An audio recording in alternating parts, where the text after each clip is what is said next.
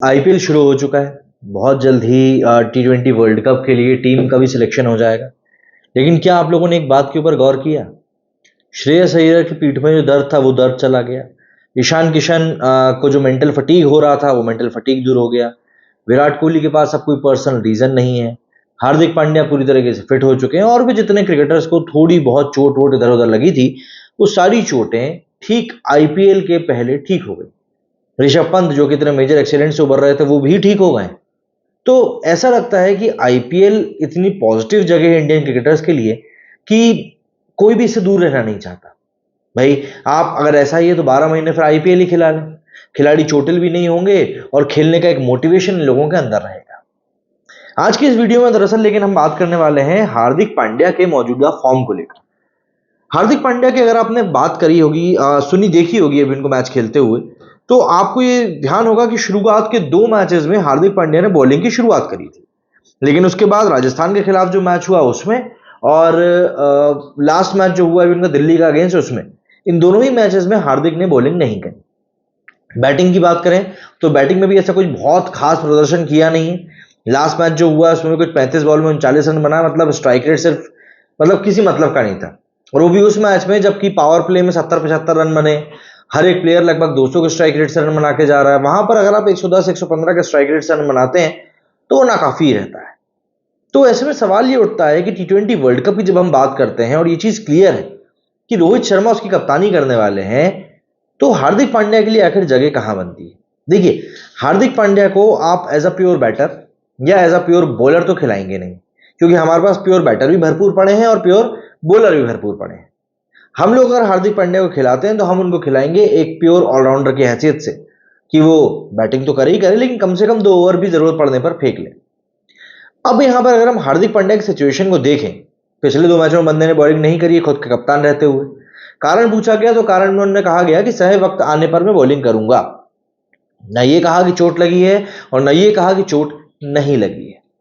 Batting की अगर हम बात करें तो कल 4 मैच हुए हैं, 4 मैचों में कुछ 108 रन बंदे ने बनाए हैं और एक भी 50 अभी तक लगी नहीं है, या एक भी स्कोर ऐसा नहीं लगा है जिसको देखकर आप कह सके कि नहीं यार ये हार्दिक की डोमिनेंट परफॉर्मेंस थी। इवन एक मैच था जहां पर कि हार्दिक पांड्या के पास में पूरा मौका था अच्छे खासे रन बनाने का, बट वो मौका भी इन्होंने बहुत तरीके से गवा दिया था।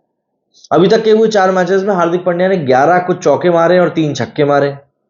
तो Hardik Pandya as a batsman strike rate के मामले में बहुत ज्यादा पीछे पिछड़ चुके हैं और यहां से कवर अप कर पाना उतना ही ज्यादा मुश्किल होने वाला है।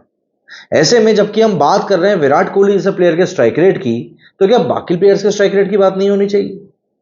अगर हम बात कर लें इस समय यशस्वी जायसवाल की, शुभमन गिल की, केएल राहुल की, हार्दिक पांड्या की, श्रेयस अय्यर की, ये कुछ वो बैट्समैन हैं जो कि हम लोग अभी तक कंटेंशन मान रहे हैं कि भाई ये खिलाड़ी तो खेलेंगे ही खेलेंगे। लेकिन इन सारे खिलाड़ियों के आप स्कोर्स उठा के देख लीजिए, सबके सब फेल हो रहे हैं, सबके सब फेल हो रहे हैं। जायसवाल भी इस बार के आईपीएल में कुछ बड़ा कारनामा अभी तक करके नहीं दिखा पाए। तो ऐसे में आखिर T20 वर्ल्ड कप की जब टीम चुनने के लिए सिलेक्टर्स बैठेंगे तो किस बात को बेसिस बनाएंगे सिलेक्शन के लिए? भाई हार्दिक पांड्या मुंबई इंडियंस के कप्तान है, वो तो बेसिस बन नहीं सकता। इन दी एंड अगर आप कागज के ऊपर ही सिर्फ बड़े बोल दिखा रहे हो और मैदान पर जाकर परफॉर्म नहीं कर रहे हो तो सिलेक्शन कमेटी को उतनी ज्यादा मुश्किल होने वाली है। तो ऐसे में T20 वर्ल्ड कप जो कि बिल्कुल बिल्कुल हमारे बिल्कुल मुंह के सामने खड़ा हुआ है, उसके ठीक पहले आधे इंडियन बैट्समैन जो हैं वो समझ में नहीं आ रहा क्या खेल रहे हैं और बाकी आधे जो अच्छा खेल रहे हैं उनको ये नहीं पता है कि हमारा सिलेक्शन होगा कि नहीं होगा। क्योंकि जो दूसरे बैट्समैन हैं इंडिया के वो सब वाकई में काफी हद तक अच्छा खेल रहे हैं। काफी सारे प्लेयर्स हैं, यहाँ पर किसी एक प्लेयर का मैं नाम नहीं लेना चाहूंगा, लेकिन काफी सारे इंडियन प्लेयर्स हैं जो कि T20 वर्ल्ड कप की टीम में अपना दावा ठोक सकते हैं। लेकिन वही बात आ जाती है एक्सपीरियंस की, एक्सपीरियंस कम है। मतलब अगर आप केएल राहुल की बात करें तो केएल राहुल को इस समय ट्रोल किया जा रहा है डिफेंस मिनिस्टर बोल के, क्योंकि ये बंदा इतना स्लो खेल रहा है, इतना स्लो खेल रहा है कि पूछिए मत। ऐसा नहीं कि रन नहीं बन रहे, रन बन रहे हैं बट स्पीड में नहीं बन रहा है। जो हम क्विक फायर स्कोरिंग कहते हैं ना, वो नहीं हो पा रही है। अब केएल राहुल जैसा बल्लेबाज जो कि एक डिपेंडेबल बल्लेबाजों में से एक है, अगर वो इस तरीके से परफॉर्म करेगा तो फिर आप क्या कहेंगे? और दूसरी तरफ हम बात करते हैं विराट कोहली और रोहित शर्मा की। रोहित शर्मा ने तो अलग ही लेवल पर गेम को ले जाकर रखा हुआ है।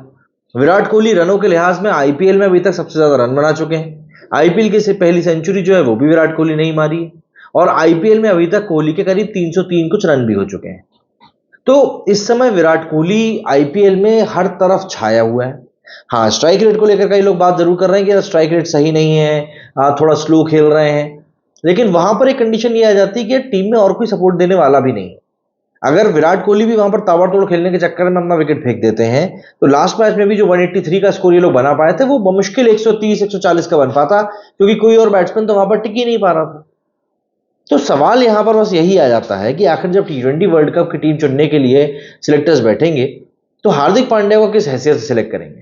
भाई अगर रोहित शर्मा कप्तान बन रहे हैं तो जहां तक मैं हूं, बट ऑब्वियस सी बात है, पर जसप्रीत बुमराह को उनका डेप्यूटी बनाया जाएगा।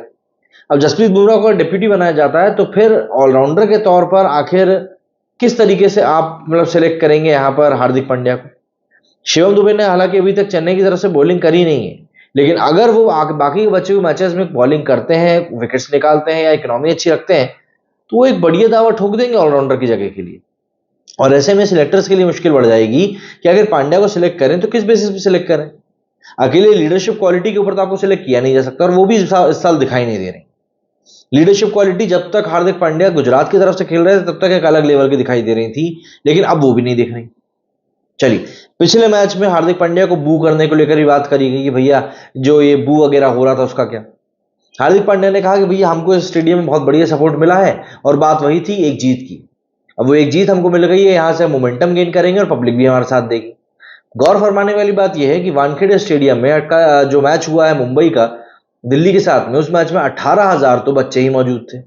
उन 18,000 बच्चों को स्पॉन्सर करके बुलाया गया था education and sports for all के तहत।